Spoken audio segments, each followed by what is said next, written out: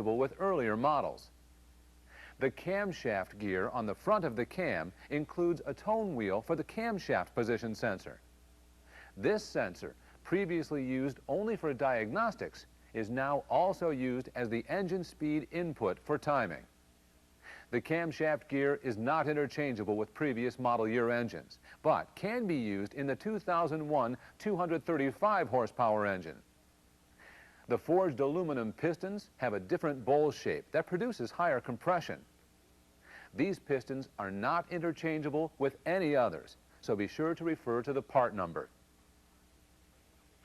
The flywheel on the 245 HO is larger than on older models because the NV5600 now uses a 330 millimeter clutch instead of the 310 millimeter clutch used previously.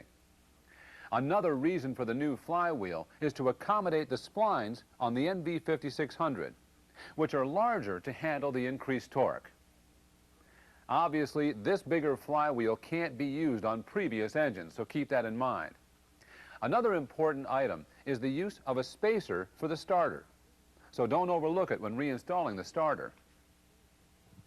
Moving on to the cylinder head, the valve seats are now inserts and are made of powdered metal. The inserts are currently not serviceable, and the HO cylinder head is not interchangeable with any others. The thing that sets the HO diesel apart from the rest is the fuel injection system, and I do mean the entire system. For starters, the fuel injection pump is different, although it still carries the VP44 designation. The HO's injection pump is identical in appearance to other VP44s, but it develops higher pressure, which results in increased fuel flow through the high pressure side, delivering more fuel to each cylinder. This injection pump for the HO system can't be used on other engines, so pay attention to the part number. Installing the wrong pump can affect drivability and emissions. The fuel injectors for the HO have been reworked to deliver the higher fuel flow, and they aren't interchangeable with other injectors. They're part of the HO system. The brain of this system is the CM551 ECM, which has a different calibration for the 245 HO. Accordingly, the calibration has a different part number. In fact, it has different part numbers for federal and California emissions as well. The HO ECM and its calibration are not interchangeable with any others, and you currently have to call the Star Center to order any Cummins ECM. They're on the parts processing list. The last item that's new for 2001 is a revised turbocharger, which is made up of fewer parts. It's not used on the HO engine, however. The new turbo comes with an automatic transmission only. Engines mated to a 5- or 6-speed manual use the previous turbocharger. Now let's review what we've covered so far. We went over the different 24-valve diesel engines currently in service and some ways of identifying them, including using the VIN, the engine data plate, and the engine serial number. Next, the 2001 Cummins Turbo Diesel HO was introduced, and we looked at some engine features and the fuel injection system. Don't forget that the fuel injection pump for the high output engine operates at greater pressures than other pumps, so it must only be used on an HO engine.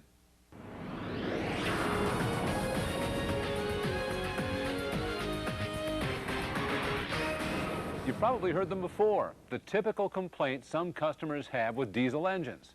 They're noisy, smelly, hard to start when it's cold, yada, yada, yada, yada. Many first-time diesel owners mistakenly expect a diesel to act like a gasoline engine, and that's just not going to happen. But when a customer complaint involves a chronic hard start or no start, low power or poor fuel economy, that's when it's time to put your knowledge of diesel engines to work.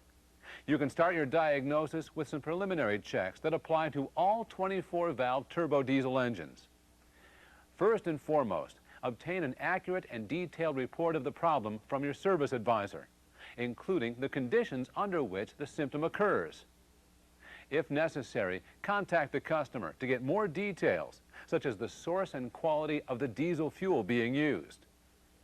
When first approaching a hard start or no start condition, don't overlook the obvious. Make sure the fuel gauge is working properly and there's at least a half tank of fuel. With the DRB3, check for and repair any diagnostic trouble codes that may have been set, both in the JTEC PCM and in the Cummins ECM. For example, trouble code P1689 stored in the ECM indicates no communication between the ECM and the injection pump, which can cause a no start.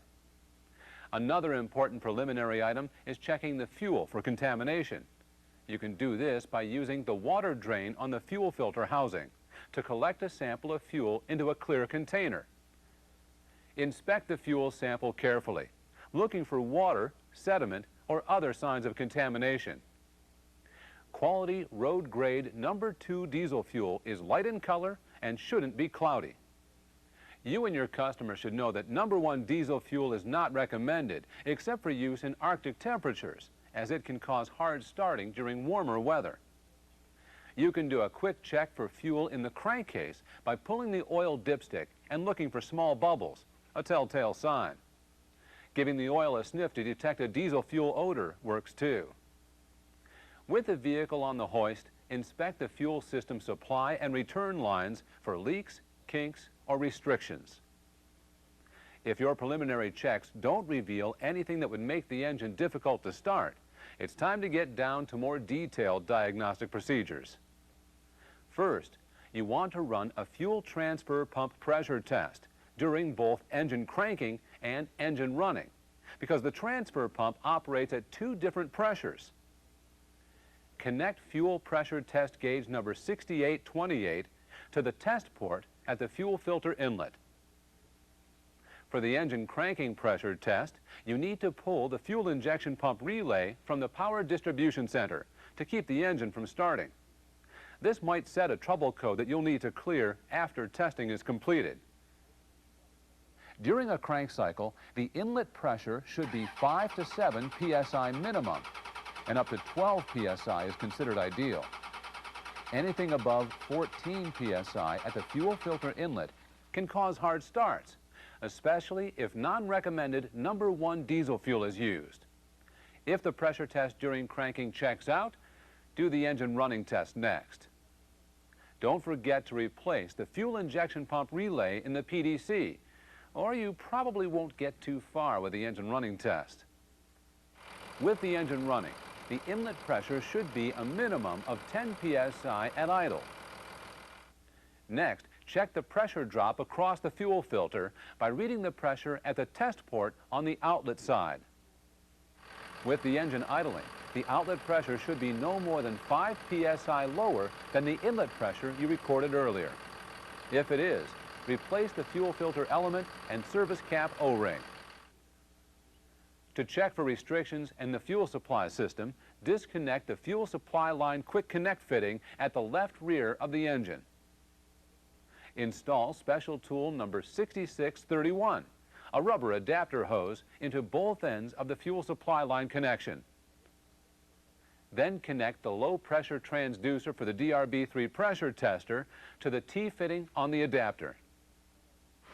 This test must be run in park or neutral at high idle, which means the engine speed is at full throttle with no load.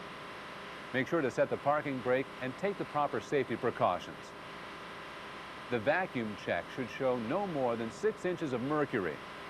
A higher reading tells of a restriction in the supply system. If this is the case, you should check for restrictions in the supply lines again, and you may have to inspect the tank module as well. If no fuel supply problems exist, check for air leaks in the system that can cause long cranking times. Finding air leaks in the fuel system involves installing 3/8-inch clear plastic tubing with a loop between the fuel filter and the injection pump, and between the fuel supply line and the transfer pump. Put 2 6-inch loops in this section of tubing, and make sure all connections are secure. After running the vehicle with the tubing in place, shut the engine off and duplicate the customer's description of the conditions that led to the hard start. This could mean anything